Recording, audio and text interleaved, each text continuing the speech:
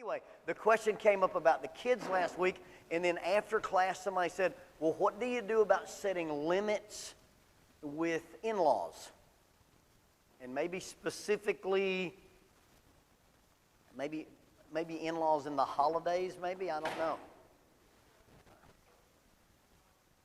What's that?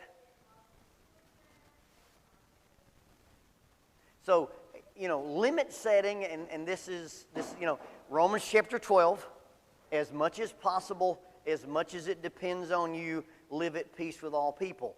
Under the bell curve of normalcy, that's a doable thing. The reason I think it says as much as possible is there's a recognition that there's some things exist outside the bell curve of normalcy. And it may not be possible. As much as possible, there's some people it's not possible to be at peace with. And there are some situations, as much as possible, as much as it depends on you, there's some of these things that don't depend on you. If we were to extend this discussion and not talk about divorce-proofing your marriage exclusively and talk about what happens in those extreme cases when couples divorce, I think you boil down in some cases that sometimes you do everything you can do and the other party says, I don't want to do this anymore.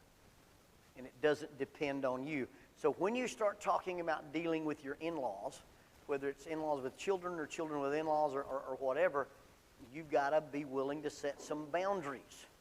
Now, I'm very quick to set boundaries based on convenience. That's not good. It's probably not right. It may not even be Christian, but I don't like a lot of hassle. Okay? I want things to be hassle-free. If something is a hassle for me, I typically won't do it. I work out at home because I don't want to get a bag, drive across town, change clothes, work out, go back in the locker room, change clothes. That's just a hassle. If you won't do push-ups in your living room, you won't go to 24/7. Is my theory. And there's some things, one of the reasons I've never owned a boat, I don't hook it up, drag it to the lake, put fuel in it.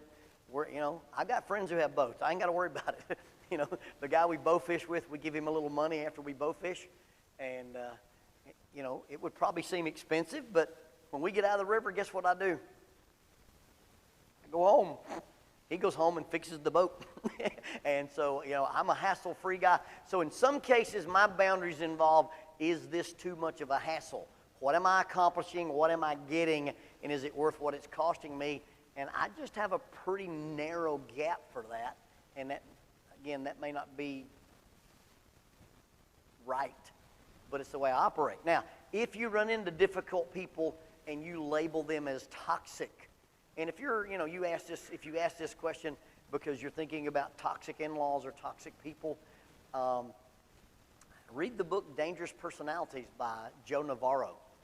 He's an FBI profiler and a psychologist, and he talks about toxic people. And for every type of toxic person he talks about, there's about 12 different personality disorders, but he classifies them as emotionally unstable, predators, narcissists, and something else. He just basically puts them under 4 envelopes, and he's got a 100-question checklist. You go, this person is yes, this person is yes, and you get a point for every yes. From about 45 and below, you can have relationships with those people. 45 to about 70, you can have relationships with those people, but it's going to cost you something. And anything north of 70, he says, you'd probably be best to cash out and not mess with those kind of people. So if you're dealing with toxic people and you have to set boundaries, hey, Mom and Dad will come to your house, but when Uncle Joe starts drinking, we're leaving. Hey, we'll come visit you, but we're going to stay in a hotel. We're not going to stay in the basement anymore. Okay? Hey, we'd like to meet you for dinner so that if friction occurs, it doesn't cause a big scene to pay your check and walk out of the restaurant. Rather than, pack the pack and play and catch the dog and stuff the kids in the car. Lots of ways to set some healthy limits if you're dealing with people who are difficult but not toxic. Does that make sense? Now, the other part of that is remember that any time you set limits or you set consequences, they can't be punitive and they can't be vindictive. I don't do what I do to change your behavior. I'm not doing this to punish you. I'm not doing it to pay you back.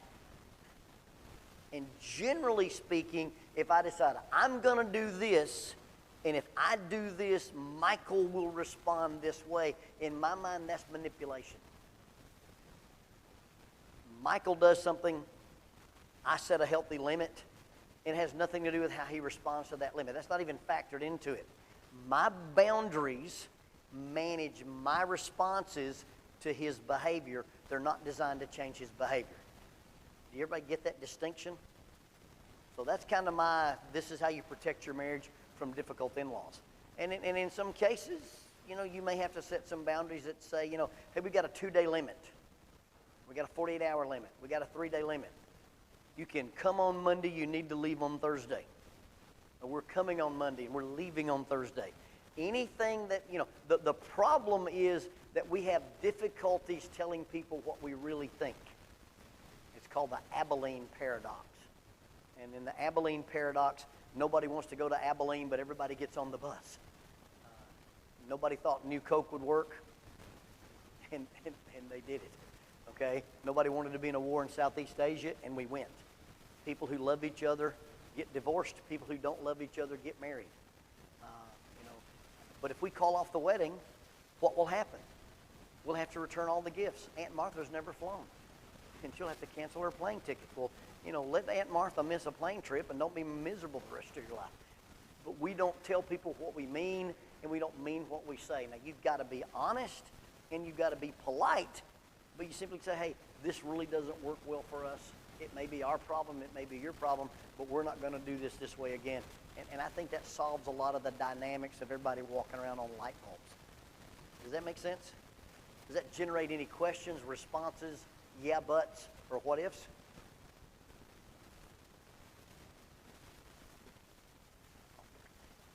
I can't believe you guys are just going to take that and not argue with me. There you go. Here we go. We have a player.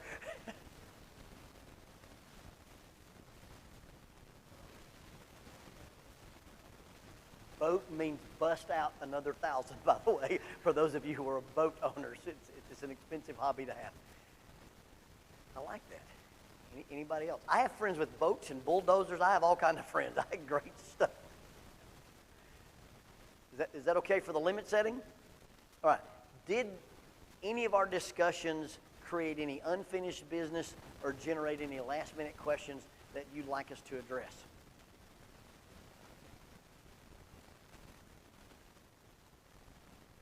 So, how do you put your spouse in the proper place when it comes to extended family? For this reason, a man will leave his father and his mother, cleave unto his wife, and the two shall become one flesh. What priority does everybody get? Your number one responsibility on the planet is to God. Your number one responsibility to God is your spouse. And everybody else gets a number. And in my case, a lot of those numbers are double digits. I skip, from 4 to 10. I don't fill them all the way in. And I think that's the way you protect your marriage, by making the relationship with your spouse sacerdotal, and they've got to realize that they come first. Now, in the dynamic of that, if you're from an enmeshed family, and they're from a non-enmeshed family, you may have to do some attunement and go, how important is it for my wife to be with family this time of year? And if it's a major importance, then you say, all right, this is ideal. We go and stay with your parents for the month of December. Well, that's unacceptable to me. So what can we do to satisfy your need but make sure I don't kill people and end up on CNN? And so you go between ideal and unacceptable in an attempt to attune with the needs of your spouse. And the reverse is true, that I need to go see my parents. I don't need to go. Well, how can we go so that you don't have to stay and be tortured? Was that my phone? I'm sorry.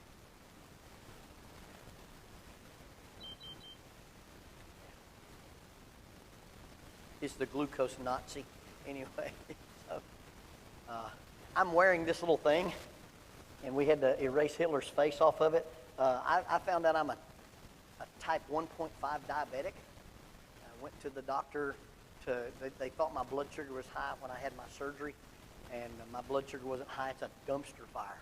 And so I left the doctor's office last Monday with a glucose pen and a glucose monitor and insulin shots. And so we're learning to do some different things. And for whatever reason, I didn't like what was going on there. But it's, if I fall out and start drooling, keep your lips off of me, give me Dr. Pepper, okay? That's all I'm saying for a safe warning. Do we need to review that again? No one. Anyway, all right. So yes, Lori.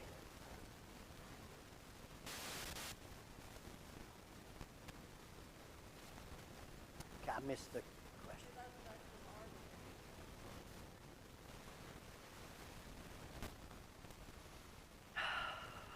I'm not sure I under, is in asking your kids to come. Pardon?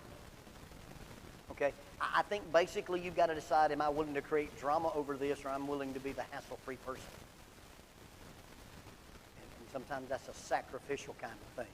If you have to come to my house in order for us to be happy, and you come to my house and you're a hostage, is anybody really having a good time?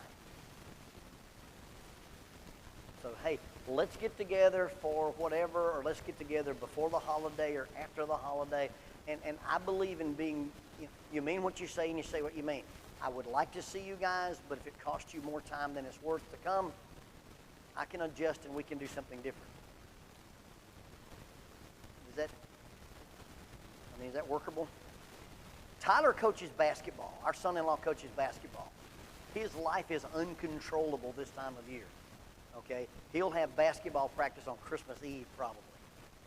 So if he packs up, skips practice, and comes from Georgia to Alabama, he doesn't hunt, he doesn't do jiu-jitsu, he's scared of heights. What's he going to do at my house if there's not basketball on? And we don't always have puppies. So I told him, I said, Tyler, if you have a good time at our house, come to our house. If you don't, I remember when I was a youth minister at Memorial Parkway, I could be gone 2 Sundays a year. Okay? And so one Sunday we spent with my mom and dad, one Sunday we spent with Jackie's mom and dad. And, I know how valuable off time is. So the 1, 2 or 3 days he gets during basketball season to travel, he probably doesn't going to come to Alabama where, the redneck white trash barbarian lives. And so I told him, I said, you do what's good and comfortable for you, and we'll work it out. And we will see them. We saw them before Thanksgiving, and we'll see them after Christmas, like the 28th or the 29th. Rowan wants to go hunting, the 5-year-old princess. I don't know if it's going to work. Anyway, she doesn't, never mind. But I took Gunner, and she didn't get to go last time, and so now she's got camouflage, brand new camouflage. And so if you'll hunt on the bottom of Kill Mountain, there's a lot of noise going to be happening on top of Kill Mountain. So you'll probably kill a deer if you can hunt in the valley that weekend. So I think you just set some, you decide, am I going to be the person that creates stress for my children, or am I going to be the person that's kind of laid back? Now remember, you got to be giving to your children. This is not giving in, and this is not giving up. This is deciding, hey, I'm going to give and make this. Jackie's mom was like, hey, when you guys come at Thanksgiving, we'll have Christmas then, don't worry about it. Or you can have Christmas with the Joneses, and we'll do Christmas at New Year's. Or, hey, we'll get together. And Jackie's mom was super laid back about all this kind of stuff. And I never felt like, I was being handcuffed and dragged to Arkansas. It was always a pleasant, fun trip. And it was because they understood the parameters of our schedule. And I think they did a really, really good job making us feel comfortable with the restraints we had on our schedule. Good. Did I answer your question? Okay, good deal. Yes, very new at this, by the way. Yes, Scotty.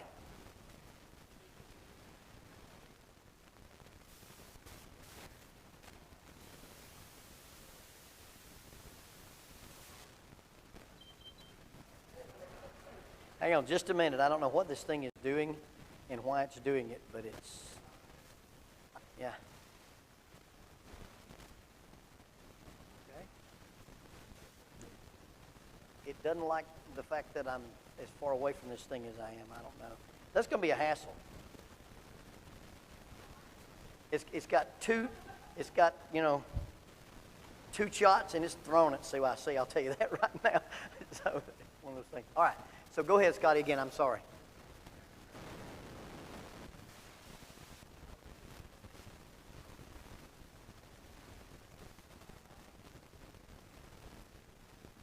Very good point. So Scotty says the thing is not just what is this doing for our marriage, but what is best for my children's marriage. And if you can facilitate them putting their relationship first, then I think you're doing your children a favor by modeling, hey, your marriage and your schedule and your family get some priority. I think that's a wise thing. Remember, we're giving. We're not giving in and we're not giving up. If you're keeping score and you're being reluctant or you're worried that, okay, since we did this, no, I do what I do because it's the appropriate thing to do and has nothing to do with your reaction to it. Right, no return of investment. You're not manipulating people. You're not controlling people. Oh, you want their marriage to work because you don't want to come back home. Okay, yeah, that's true. Okay, so, one of our puppies left today and went to Michigan. And I was not completely okay with that. The little white one. And I was like, oh, this is, I'm not saying I cried or anything, but it was like, and Jackie said, you realize that our mission was for the puppies to leave. If the puppies don't leave or they're not make good pets, we didn't do a good job with them.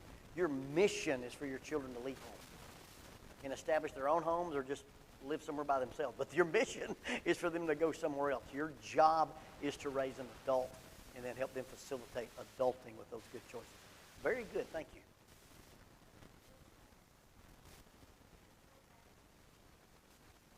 Yeah, sort of. We don't have the same kids. I love it. That's it, So, again, the idea that there's a mixed blessing that you've reached this point of maturity, but if you don't leave home, I failed my job, and you're not an adult. And so, yeah, because the puppy's not going to be a puppy. I don't want 6 dogs at my house. So I'll miss the puppy, but I don't want the dog. Yes, Susan.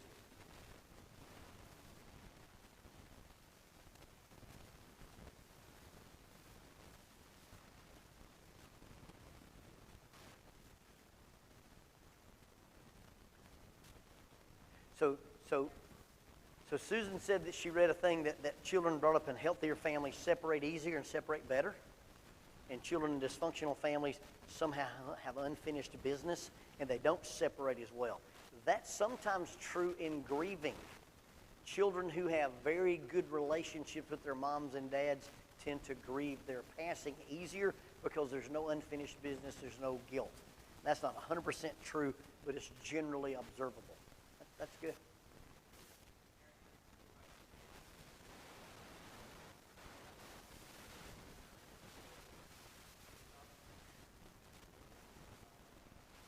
Your job as a parent is to work yourself out of a job. I like that. Raising self-reliant children in a self-indulgent world. And that's, material in the first youth ministry book I wrote called Pedagogue. And I borrow from Stephen Glenn's model. Children should have 3 perceptions. I'm capable. I'm significant. My choices affect my outcomes.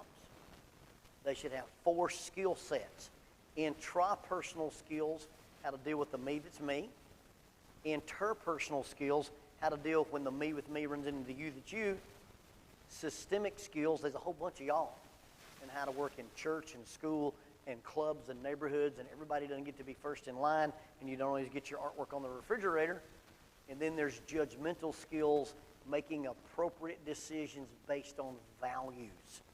And children who lack in one of the significant 7s, either the perceptions of themselves or their skill sets, tend to be non-capable adults, tend to be non-capable individuals. They're not self-reliant.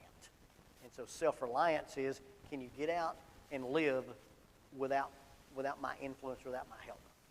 And that doesn't mean you never help your kids. That doesn't mean you never influence your kids, but they adult on their own. Good deal. Anybody else?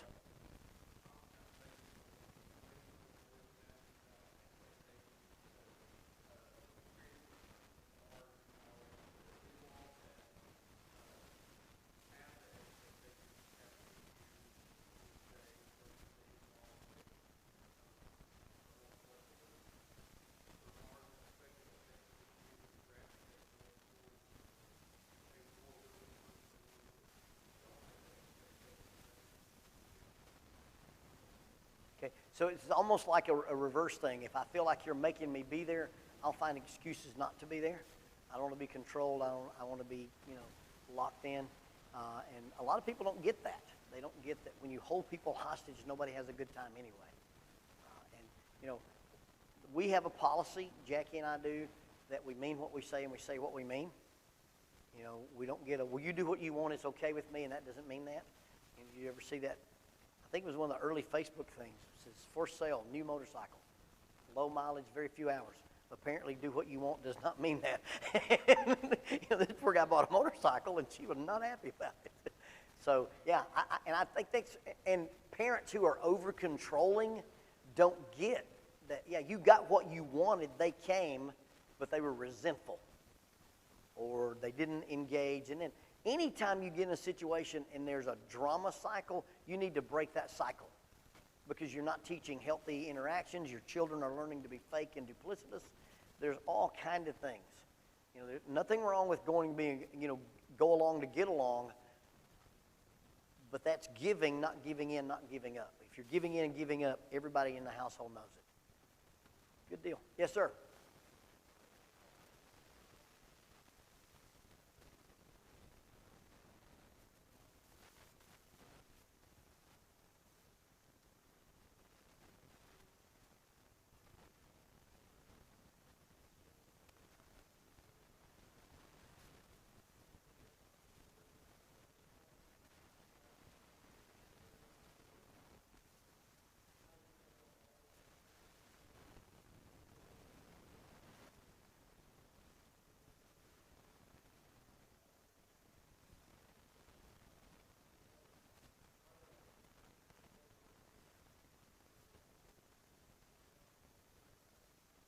And I think, too, you have if there's problem, hey, you didn't stay at our house long enough. I think you sit down and have a discussion. Let's talk about ideal, and let's talk about unacceptable. Now, what you're telling me is, if we can't come for a week, you don't want us to come at all. No, that's not what we said. So you're okay if we come and stay 2 days? Pick one. Ideal, unacceptable, and what's in the middle. So if you're telling me if I can't come and stay a week, you don't want me to come at all, that's not what I'm saying. So then you're okay if I come for 2 days. And I think that honesty about that expectation helps out there. And I realize that's a little too real, but you mean what you say and you say what you mean. Yes, ma'am.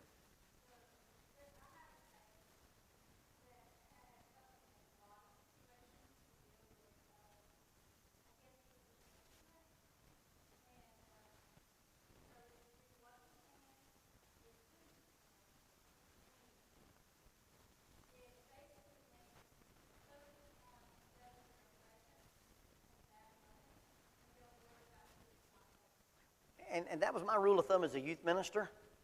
If 25 kids came and got on the van, and by the way, we broke all kind of federal law by packing kids on vans like that in those days. Lori has slept in the floor underneath the benches while she was working on her degree on youth trips. Okay, if 25 kids show up and you go, you eat at McDonald's. If 4 kids show up, you stop at Cracker Barrel. And so you do what you can with who shows up. And I always said I'm more concerned with the kids that showed up than worried about the kids that didn't. And I think it was a healthy model for youth ministry. And the same thing, somebody will hire me to come speak, and they'll have less than 30 people at their event, and they'll apologize to me. I said, hey, I preach to these 30 the same way I preach to 300. It's not a problem. These people came, and so you do what you can, when you can, with who you can, I think is a good saying.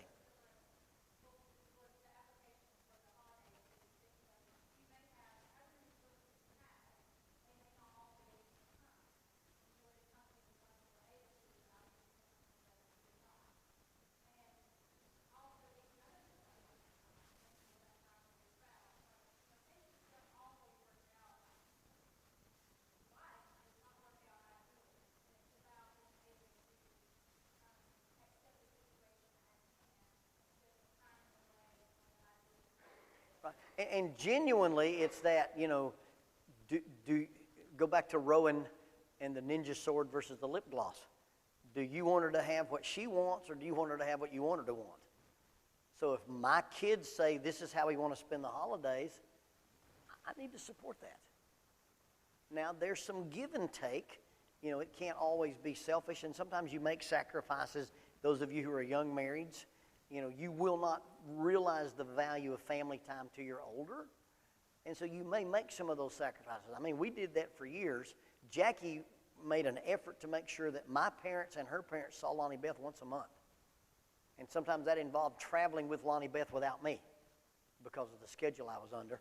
But it was intentional. We're giving the grandparents access to this rug rat because she's only going to be rat rug size, you know, once.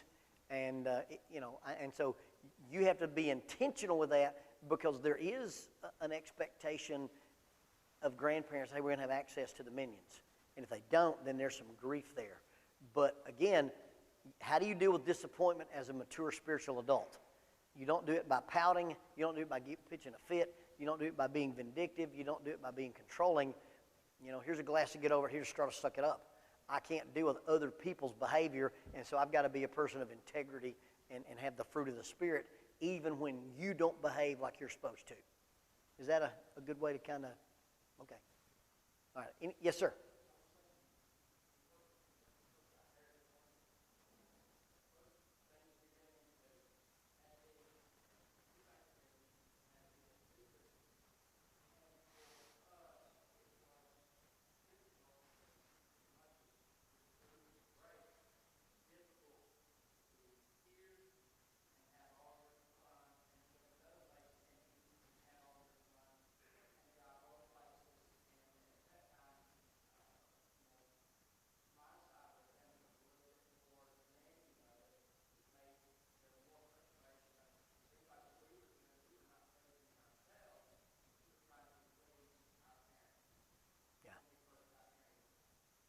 And then, you know, sometimes having that discussion with mom and dad, say, you realize the strain this puts on us, and we can do this every other year. We can do this Christmas, New Year's. We can do this the week before Thanksgiving, the week after Thanksgiving on a Saturday, and get people to go, oh, you know, what makes that day sacred? Other than, you know, if you've got a work schedule, that's the only day you've got off, that may get priority.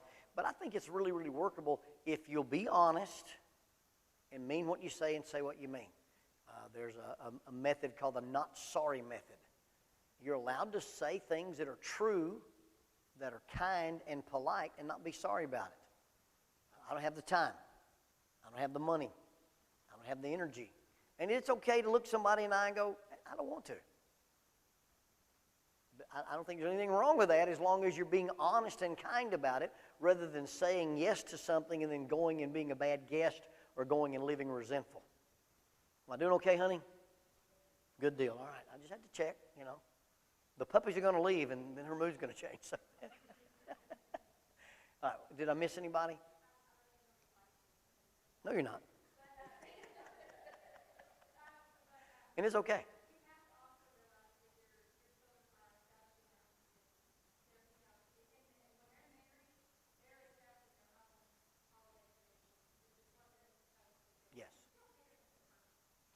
Okay, yeah. You know, this is not a personalization era. You know, when the children come, their tradition of, hey, we come down the stairs and find, you know, our Santa Claus stuff, and we are in matching pajamas. And by the way, your children should wear matching pajamas. Adults should not. I'm just there. I said it out loud. There, done. All right, I said that. So I'm out. All right. So next week's podcast is entitled Flower Petals and Panache. Okay. It's about what I saw at a wedding that was traumatic last Saturday. So anyway, flower petals and panache. You don't want to miss that. Anybody else on this? Thank you for the good discussion. I appreciate your wisdom and your input. The very first thing I ran into, other than hearing other preachers preach on marriage, was my brother sent me a cassette tape. Now, if you're below the age of 30, that's a little piece of plastic with holes in it and a black ribbon. That's what a pencil's used for, okay? And I listened to it on a tape recorder, and as I listened to it, I took notes on it with a typewriter. For those of you who are under 30, that's this little machine you go tick, tick, tick, tick, tick, tick, tick. If you made a mistake, you had to get this white liquid, okay?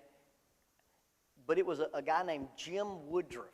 and Woodruff's probably considered now in maybe the liberal change agent circles, but I heard him do a lecture on the aroma of Christ a long time ago, and I still have the notes on that from 2 Corinthians. But he also did this thing where he took the Beatitudes and changed them into relationship languages. And I don't know how many times I've used that outline. In fact, I've used that outline so much I think it's mine. You know, in fact, I heard Woodruff speak one time and looked at my brother and said, he's using my stuff. I've got a folder for every lesson that I do. I've got a folder, and I write down where I preached it and when. And my Jim Woodruff Beatitudes lesson, the front of the folder's full, the back of the folder is full. I'm writing on the inside of the folder now. And basically, to wrap up our class, he took the Beatitudes, and when I do the lesson, I do the 7 attitudes or the 8 attitudes, and then I reveal that they're the Beatitudes. When Woodruff did this as a workshop, he walked through Jesus' Sermon on the Mount. And so what Jesus does with the Sermon on the Mount is internals versus externals. That's the whole theme of the Sermon on the Mount. He starts with, these are these attitudes, and if you use these attitudes, you'll be salt and light, and you'll be different than the religious leaders. And then he talks about 4 attitudes that interfere with relationship with God. Legalism, letter of the law versus spirit of the law.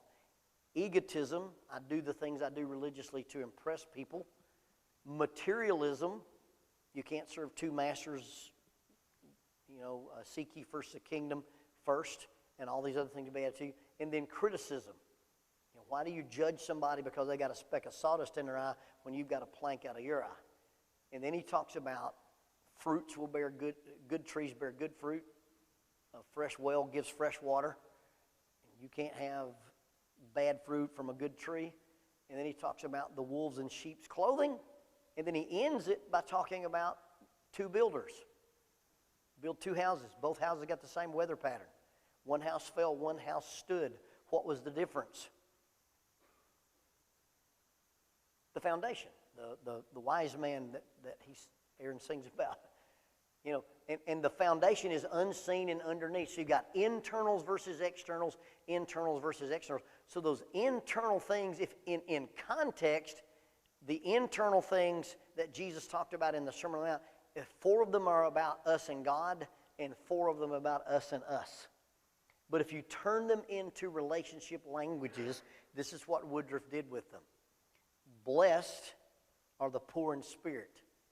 Recognize when you're wrong. And in his seminar, he would make the audience repeat, I was wrong. Your marriage will avoid the defensiveness, negativity, and contempt when you take accountability and ownership when you're wrong. Just simply recognize when you're at fault, whether it's in action, whether it's an attitude, or whether it's an approach, and the ability to say, hey, blessed are the poor in spirit. I'm not a spiritual narcissist, so I've got the ability to say I was wrong. Blessed are those who mourn. Woodruff turns that into relationship languages, and it basically boils down to be able to say, I'm sorry. Now, this is not, I'm sorry I got caught. This is not, I'm sorry I'm facing consequences. This is, I recognize what my relationship did to you. I recognize what my relationship did to us. And I recognize what I did in this relationship did to me and God. So being able to say, I'm wrong and I'm sorry. Blessed are the meek. Let's do what's best for you. Meekness is not weakness. This is where you give. You don't give in, you don't give up, but you simply say, I'm going to put your needs above my rights. And then blessed are those who hunger and thirst after righteousness. I want to do what's right regardless. I'm wrong. I'm sorry. Let's do what's best for you. Let's do what's right regardless. So you raise a standard of expectation in your relationship to expect a Christ-like norm. And then the next set of the Beatitudes is, blessed are the merciful. Sometimes your spouse is going to say, hey, I was wrong and I'm sorry. And you get to say, I forgive you. Because forgiving does on a tiny scale in their life what Jesus did for you on a grand scale in your life. So be able to say, I was wrong, I'm sorry. Let's do what's best for you. Let's do what's right regardless. And then you say, I forgive you. I love you, period. Blessed are the pure in heart. I want to be the first to do something positive, initiate good, blessed are the peacemakers, and then when everything else fails and you're behaving and they're not, blessed are those who are persecuted for righteousness' sake. Be able to say, I will endure. They asked George Foreman what it took to be the world champion. Do you hit harder? Do you hit faster? And Foreman said the difference in the world champion and everybody else is that the world champion will get up one more time. And as a relationship champion, when your partner fulfills their capacity for imperfection, you have to be able to say, hey, I married somebody who has a capacity for imperfection and they've been imperfect. I'm going to endure, I'm going to forgive, and I'm going to, even if it quote unquote feels like persecution, I'm going to deal with it for the sake of the marriage. And so that's kind of Jim Woodruff's marriage clinic. I remember typing that stuff out. It was the summer of 1984. I had a girlfriend in Arkansas, and I had already vowed that if I left Arkansas without her, I would never go back. So I was living in a fellowship hall in Alexander City, Alabama, and Jackie was 8 hours away, and there was no Twitter, no Instagram, no Facebook, no cell phones. MCI charged you 10 cents a minute to talk long distance, and her dad wouldn't let her talk until after 9 o'clock on Wednesday nights. And so I'd have to sit in the fellowship hall and talk to her on the phone. And I remember typing this stuff out. I wrote on the top of the outline, until you master this, don't marry Jackie. And that's been a valuable tool as a young man trying to learn how to be a young husband. And other than the influence of my dad, that was one of the most significant things I'd ever studied. And I wanted to close out our seminar with that. Thank you guys for being a part of it. Thank you for your good questions and good comments. I solicit your prayers as I play with the glucose tolerance.